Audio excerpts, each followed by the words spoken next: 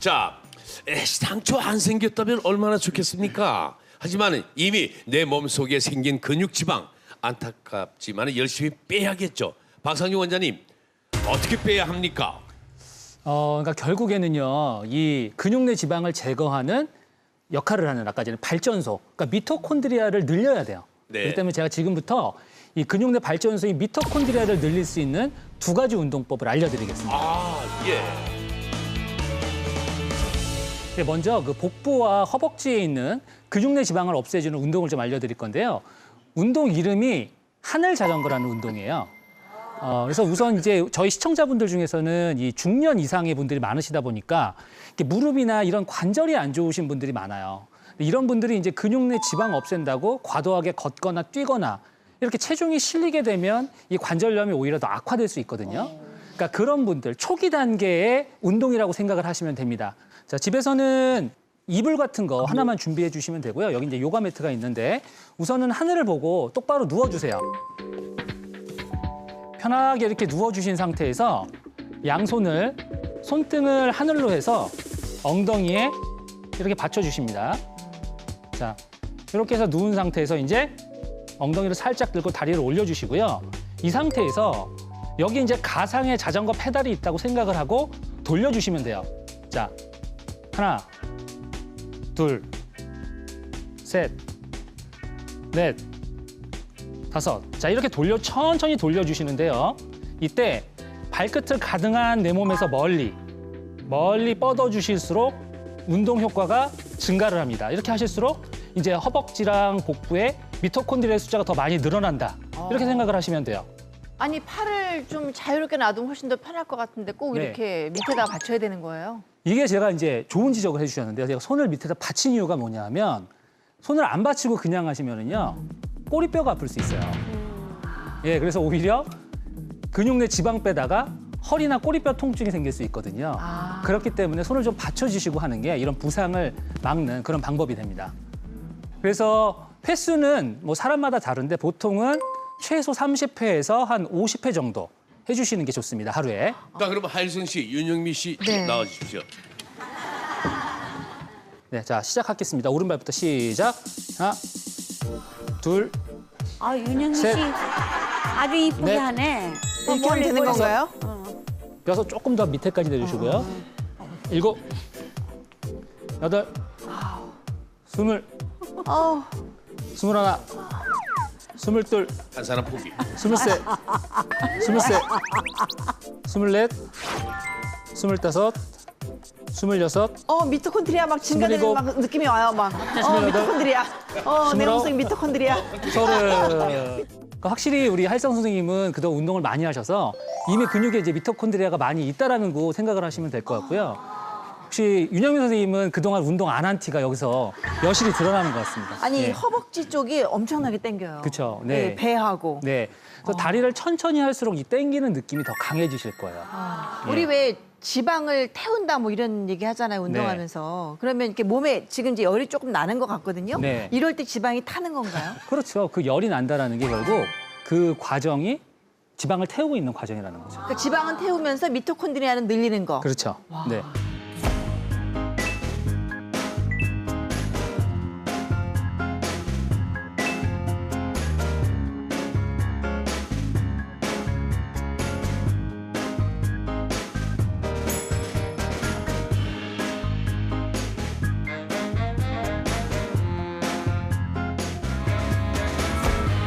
이제 두 번째 운동은 뭐냐면 이제 여기에서 한 단계 더 나간 버전이에요. 그러니까 좀 더 복부와 팔뚝에 있는 근육 내 지방을 없애주면서 이게 이제 우리 몸의 평형 감각을 키워주는 운동이거든요.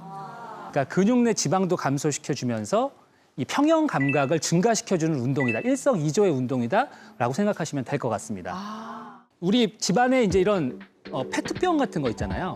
이런 페트병을 하나 준비해 주시고 여기 물을 가득 담지 마시고요. 반만 채워주세요.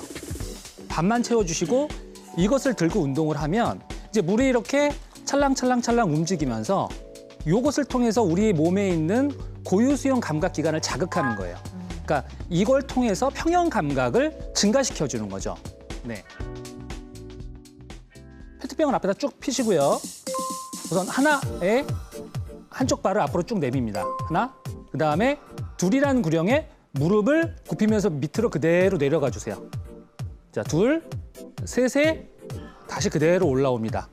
넷에 제자리로 돌아오는 거예요. 자, 요게 한 세트입니다. 요게 끝나면 이제 발을 바꿔주셔서 하나, 둘, 셋, 넷. 이렇게 반복하시는데 중요한 건 뻗고 내려갈 때 내려가는 무릎이 바닥에 거의 닿을랑 말랑. 그다음에 90도 정도를 만들어줬다가 일어서는 겁니다. 네, 자, 한번 해보실까요? 하나, 둘, 셋, 셋, 네, 제자리로 오시고요. 다시 오른발 하나, 다시 일어나시고요. 아이고 다리, 아 다리. 내려갔다가 네, 둘, 셋, 넷. 횟수는 하루에 한 20회 정도 하시고, 그러니까 20걸음 정도 하신다고 생각을 하시면 돼요. 이게 지금 걸어 나가도 되죠 앞으로. 네, 걸어 나가셔도 되는데요. 네. 아무래도 공간이 좀 좁을 때는 이렇게 집안에서? 제자리 네. 걸음으로 하신다면 예, 공간에 제약 없이 운동을 하실 수가 있습니다. 하일선 씨는 어떠셨어요? 이 양쪽으로 균형을 갖다가 잘 잡아야 돼요. 그렇죠. 그러니까 양쪽에 힘이 분산되면은 한쪽으로 쏠리더라고요. 당연히 그렇게 되겠죠. 많이 쏠렸어요. 그러니까 운동 안 한 거 티 너무 난다 저. 어떻게 오늘부터 해야 되겠다. 네. 두 분 수고하셨습니다. 감사합니다. 네. 네.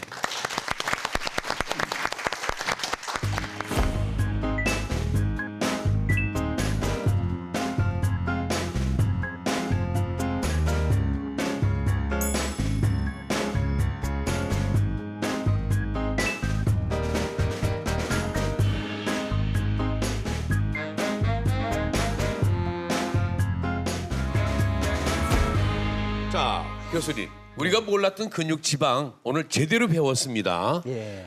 건강을 위해서는 제대로 빼야겠죠. 그렇습니다. 예.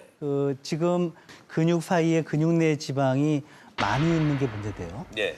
이 방금 전 보여주신 그런 운동, 그것 말고라도 많이 움직이고 걷고 하는 그런 유산소 운동, 그리고 근력 운동을 병행을 하게 되면 네. 이 마블링이 되는 것을 막고, 그러니까 근육 내 지방이 생기는 걸 막고 있더라도 제거할 수가 있습니다. 특히 한 유산소 운동을 땀을 흘리고 약간 숨이 찰 정도로 한 30분 이상 하게 되면 더욱더 효과적으로 그 근육 내 지방을 태울 수가 있습니다. 이 비만에서 체중을 빼잖아요. 예. 빼는 그 키로수가 어느 정도가 적정한 겁니까? 오늘 질문 주신 것 중에 가장 날카로운 질문이신 것 같은데요. 근데 실제로 그런 질문을 해요. 선생님, 제가 표준 체중이 몇 킬로입니까? 그러면 이제 계산해 보면 20kg 더 빼야 되니까 나 못해요. 이렇게 나오거든요. 근데 실제로는 표준 체중까지 안 가도 됩니다. 왜냐하면 우리 몸이라는 게 체중이 늘면 바로 병이 오는 게 아닙니다. 피하 지방부터 축적이 돼서 버틸 때까진 버텨서 웬만큼 체중이 들어도 병이 안 오다가 어느 선을 넘어가면 그때 병이 와요. 그걸 저희 의학 용어로 역치라고 합니다. 문지방인데 20kg를 빼야 표준 체중이 된다 할지라도 사실 2, 3kg만 빼도 몸의 병은 확 좋아지는 경우가 많습니다.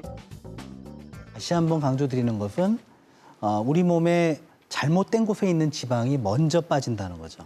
그래서 뭐 내가 20kg를 빼겠다, 30kg 빼겠다 하실 게 아니라 네. 건강을 위해서는 2, 3kg만으로도 잘못된 곳에 가 있는 잉여 지방을 태울 수가 있습니다. 네. 우리 건강을 위협하는 근육 지방. 하지만 앞서 설명한 대로 우리 몸에서 너무나 중요한 것이 바로 또 지방입니다. 이 지방의 좋은 기능은 살리고 나쁜 부작용을 없애려면 어떻게 해야 할까요? 자, 지금부터 자세히 알아보도록 하겠습니다. 건강을 위해 균형 있게 먹어야 할 건강 기름 과연 뭘까요? 이 안에 건강 기름 삼총사가 들어 있습니다. 지금부터 공개합니다.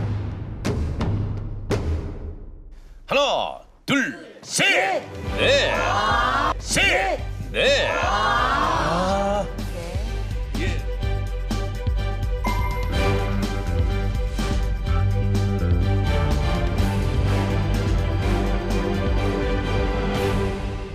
여기 들기름, 아마씨유, 올리브유. 네.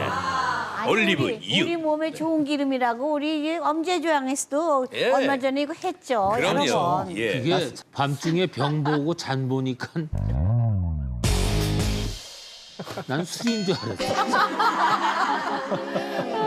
사실 그 뭐 올리브유가 좋다는 말이 많이 나오지만 저는 우리 조상님들이 현명하다고 생각을 하는 게 이 들기름이 정말 좋은 기름이에요. 예. 그래서 이 들기름에는 아까 말씀드린 오메가3 지방산이 60% 이상 들어있거든요. 그래서 혈관을 깨끗하게 하고 동맥경화를 예방하는 데 정말 탁월한 효과가 있어요. 특히나 이 적용성이 좋잖아요. 나물 무칠 때도 쓰고. 네. 여러 가지 조리를 할 때, 요리를 할 때 우린 다 들기름을 넣죠.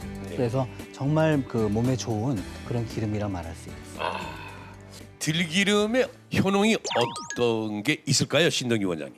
예, 들기름, 들깨 자체는 이제 한의학에서는 임자 또는 소자라고 부르는 약재인데요. 임자 또는 소자가 가지고 있는 효능을 한자로는 하기 효과 또는 윤폐 효과라고 얘기합니다. 하기라는 것은 대변이 완고하게 변비가 있을 때 저 들기름을 드시면 윤기 있게 변이 빠져나가는 경우들이 있거든요. 그래서 그걸 하기 효과라고 하고요.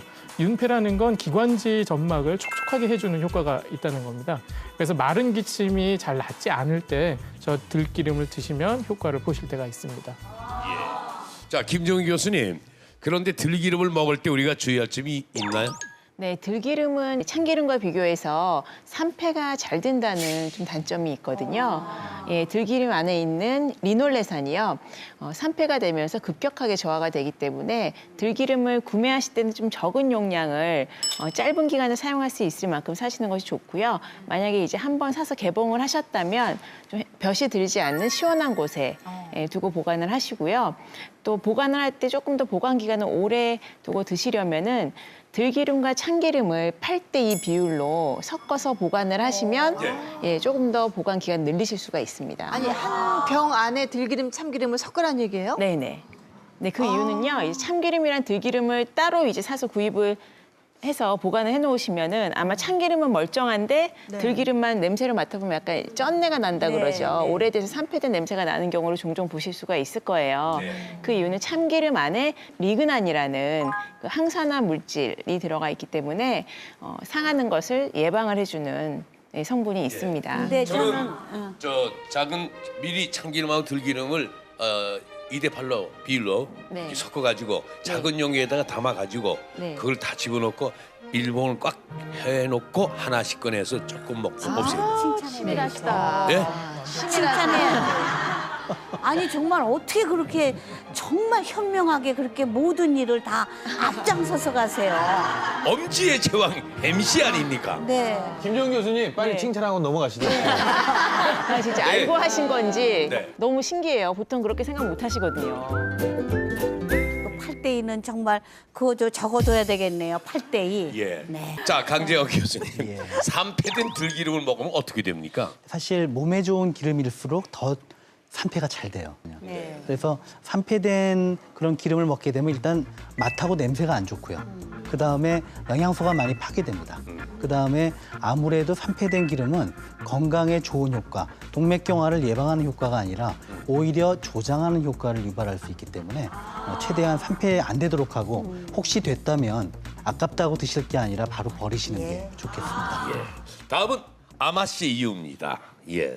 이 아마씨유도 그 견과류에 이제 압착을 해서 나온 기름인데 아까 들기름과 마찬가지로 오메가3가 60% 이상 굉장히 많은 그런 식물성 기름이거든요. 네. 그래서 오메가3가 많기 때문에 마치 우리가 정제로 오메가3를 먹는 것처럼 이것을 충분히 먹게 되면 동맥경화를 예방하는 효과가 있습니다. 그래서 뭐 등푸른 생선이 동맥경화를 예방하는 좋다고 그러지만 등푸른 생선보다도 훨씬 많은 오메가3를 함유하고 있고요. 그래서 혈중에 좋은 콜레스테롤을 높이고 나쁜 콜레스테롤을 낮추기 때문에 관상동맥 질환, 심장 질환을 예방하는 효과가 있습니다. 예. 자, 서정을 원장님. 아마씨유가 그렇게 좋은 겁니까? 우리 강 교수님 말씀하셨던 것처럼 들기름과 더불어 아마씨유에 식물성 이 오메가3가 가장 많이 들어있는 비율적으로 60%가 넘는 그래서 식물성 오메가3가 많아서 유리한 거에다가 또 식물성 에스트로겐 흉내를 낼 수 있는 리그난이라는 성분이 많이 있어서 이제 기억력이나 이런 그 뇌세포나 이런 것들 파괴되는 걸 좀 막을 수 있는 것들 그런 장점들이 있으니까 이 들기름이나 특히 아마시유 여기를 잘 선택해서 드시는 건 좋을 것 같습니다. 네. 끝으로 올리브유. 올리브유는 이제 식용유의 대명사 아닙니까? 네, 그렇습니다. 예. 과거에는 콩기름이나 옥수수 기름을 주로 요리에 활용하다가 요새는 그 대신 올리브유를 요리에 쓰는 분들이 참 많죠. 그래서 장수하는 분들 중에는 올리브유를 상복하신 분들이 많고요. 특히 그 남부 유럽의 지중해 연안에 네. 뭐 스페인과 그리스 같은 나라에서 올리브가 많이 나기 때문에 모든 식사를 할 때 올리브를 먹거든요. 올리브 열매도 먹고 올리브유를 많이 쓰니까 그쪽 사람들이 그렇게 날씬하진 않은데 네. 심장 질환은 다른 유럽 국가보다 훨씬 낫다는 연구 결과가 많아요. 그래서 그것은 바로 올리브유에 있는 그 성분이 혈관병을 예방하기 때문으로 보고 있습니다. 그 올리브유로요. 저기 저 토마토하고 저기 양파 같은 거 이렇게 들들들 볶아서 그냥 먹거든요. 아주 좋은 방법입니다. 예, 그런 거 이렇게 보면은 아, 나도 저렇게 먹어야 될 텐데 하면서 그게 이게 장복이 안 돼요. 예, 특히 올리브유로 이런 토마토나 양파를 갖다 볶아 드시게 되면 그 채소의 좋은 성분, 특히 토마토에 있는 라이코펜 같은 성분이 열을 가하면 더 많이 나오고 또 흡수율까지 기름 때문에 높아지게 되거든요. 그래서 2중, 3중으로 건강에 좋습니다. 좋은 음식이에요. 자, 이건 저 서재글 원장께서도 매일 올리브유를 드시잖아요. 네네. 그쵸? 올리브유는 예, 오메가 9가 이제 많이 있다. 그리고 또 폴리페놀이나 비타민 E나 그러니까 대부분이 산화 방지제가 많이 들어 있다는 게 장점이고 또 한 가지는 올리브유를 먹으면 이제 담즙 분비를 또 촉진시켜서 사실 올리브유를 적당량만 먹으면 또 기름진 소화에도 좀 도움이 될 수가 있습니다. 다만 이것도 기름이니까 이것만 왕창 드셔서는 안 되고 이 채소와 더불어 뭐 발사믹 식초 정도 이렇게 같이 해서 드시면은 아주 안전하게 드실 수 있을 것 같습니다.